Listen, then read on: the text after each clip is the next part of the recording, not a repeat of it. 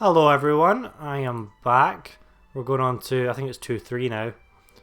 And last time we were talking about some video games and I was talking about Breath of the Wild. And you might be thinking, yeah, you did talk about Breath of the Wild and you stopped. Well, I'm going to keep going. Now, the thing that really got me, the thing that really gripped me about Breath of the Wild, I said it before, was you could kind of play it any way you wanted. Which meant for me, when you first get into the world, after you've done the tutorial stuff, and you've gained, it's interesting, you gain all the powers that you're going to have for the entire game pretty much. You're then given like the world quests. So you've got two different objectives. One's a bunch of story stuff, and then the other ones are all you've got to go fight all the villain stuff. And you can, if you want, choose to ignore them all completely. And oh, that's the wrong place, but okay. You can choose to ignore it and just go straight to the end boss. And when you think about video games having like you as the hero having control, that's what you want. You want to be able to say, do you know what? Screw all this other stuff. Screw this stuff. I'm going right to the end. And I've never seen that in a game before. I'm sure it's been done before, but it really gave you freedom. I think named Breath of the Wild, that's what that game felt like. It just felt so freeing to be able to just do whatever it was that I wanted to do. And that also meant, for me personally, I played the entire game, or practically the entire game, not on a horse, didn't use it once. Actually, the first time I think I rode a horse was fighting Ganon. Like at the end of the game when you're riding on the horse and you've got the light arrows and stuff, like that was it for me. That was the first time using the horse. And that's crazy because some people use a horse all the time. But I liked finding what direction I needed to go in and going straight there. Direct line. So I spent loads of time climbing. So I invested early in stamina because that's what I needed for the way I played the game. And I remember the first time I fought one of like the Ganons, the 4 Ganons you fight. And it was the lightning style one. And he kicked my butt.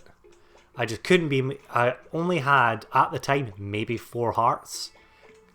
Because you're still learning how to play the game. Remember my sister saying when she first played it that she didn't enjoy it because she kept fighting people and dying straight away. It was because she's only had 3 hearts. It was just a very early game. She wasn't strong enough. And then she realised she could just run away. She didn't have to fight them. And she's like, oh, okay. And then she started getting stronger weapons and she got better at the game. And then she got well into it. And she's got over 100 hours in the game as well. But it's nice that you can choose to either fight or to flee. It doesn't matter. The choice is actually yours. Now that lightning guy, he messed me up bad. I just couldn't work out how to beat him. He was just too strong. Couldn't do it. Spent a lot of time dying to him. So I said, you know what? I can't do this. I'm going to go away. I'll come back later, I suppose. I guess that's what I'm going to have to do. And I did. I went off for... I can't remember what Ganon it was. Whatever one gives you... What's it called? Mipha's Grace? I can't quite remember her name. The one that when you die, you get reborn again. And you get extra hearts as well. Which is a bit OP, if I'm being totally honest. But I ain't going to complain. And having that...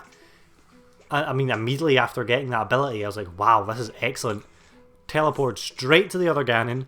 And failed quite a few times. But because I had such low health, every time he hit once, I was dying. But it meant that this time around, I was getting revived straight away. And that gave me enough, just enough, knowledge. I was gaining information each time instead of just dying immediately.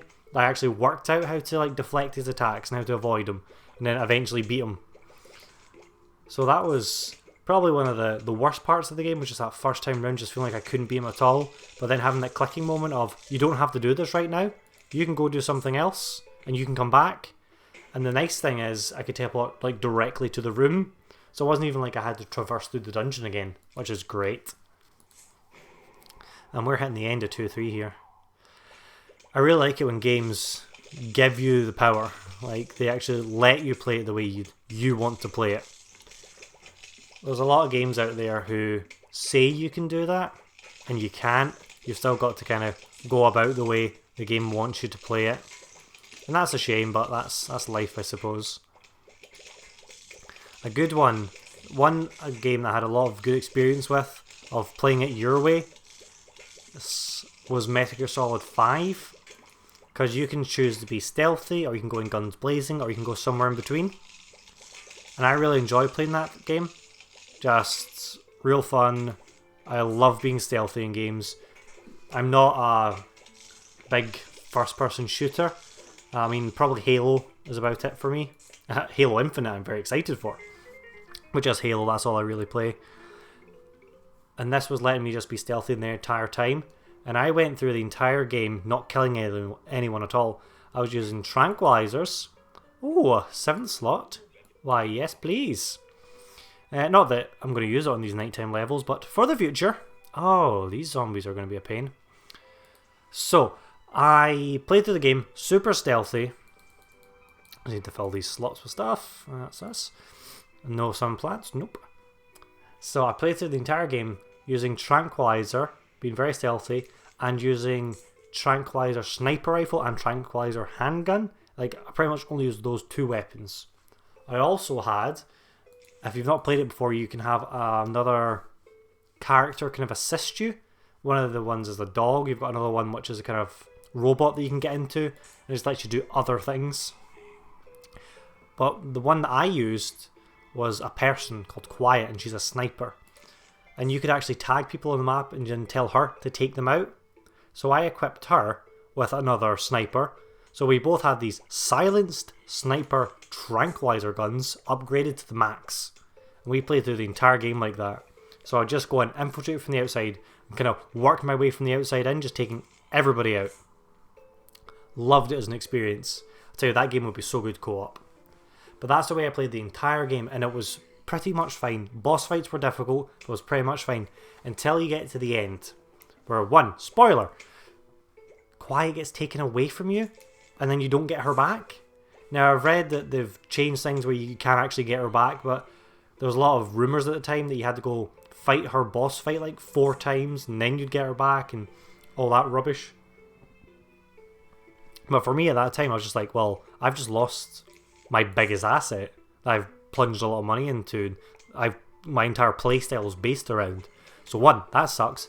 But 2, I was now in this kind of boss fight where you're fighting against an army where people are coming in tanks, they're coming in trucks, there's just a lot of guys coming at you, and you're stuck in this like in a big open field.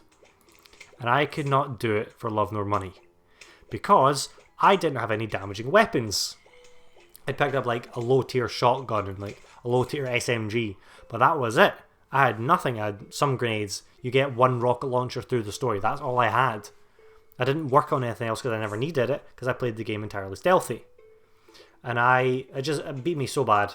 And then I got my friend round. I was like, he tried to do it. And he was like, no, this is impossible. You can't do this. Why don't you have any weapons? It's like, well, this game kind of alluded to the fact that you could play it stealthy. So I 100% did. And now I'm paying the price. Point 3. To research new weapons. At least you don't have to go find them. Because, point 3.a. You can't leave the level once you enter it. So I couldn't just go away and come back. I was stuck. Had to do it. Which meant I had to research weapons while in the level, while dying all the time. And research happens in real time. So I was having to play the game for like 10 minutes to research like an upgrade to a grenade launcher.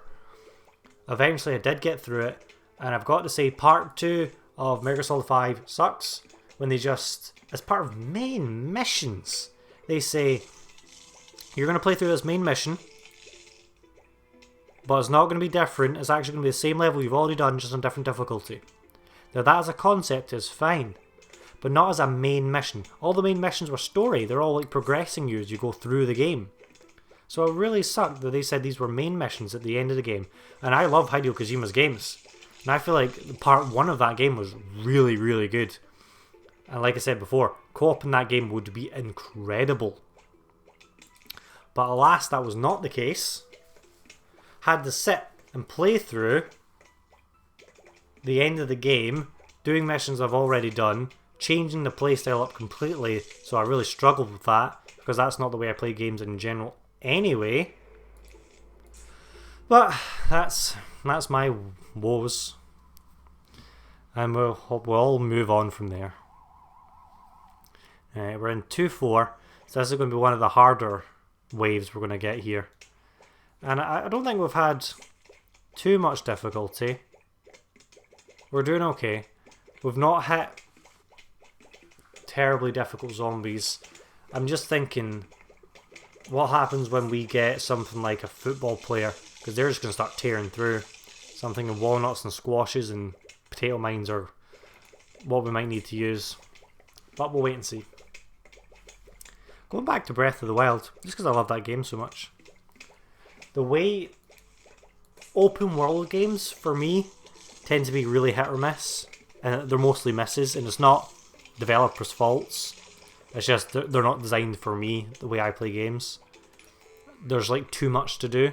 So when you're running along, there's 100 blips on your map, and I'm like, what do I do? I've usually got to just stop myself and say, just do main missions. That's why Breath of the Wild has totally got me, is you only had some blips on your map, and the things that distracted you were physical objects. So you'd be running along, you'd see a tower or a shrine, and they'd be quite far away, and you would put the blip on your own map and say, I want to check that out. And you would, you go see it, and you'd gain something for it, gain a part of the map, or you'd gain more hearts or stamina. And it just worked for me. It really felt like an adventure. You felt totally in control. Spent a lot of time climbing over things. This isn't so good. Yeah, this is super annoying actually. Let's slow that guy down. Let these do some more damage. Yep, pop him out. Ah, now a cone head behind as well. That is unfortunate, so I'm going to start doing this. It's nice because these cost nothing, that we can just start planting for the next zombie, knowing that these guys are going to take him out, and we can get this row working on him, and start working backwards from his destruction. But Breath of the Wild is just a fun game. If you've not played it before, it's worth the price of admittance on a Switch. Obviously, I spent a lot of money buying a Switch just to play like one game essentially, but I've played a lot after that.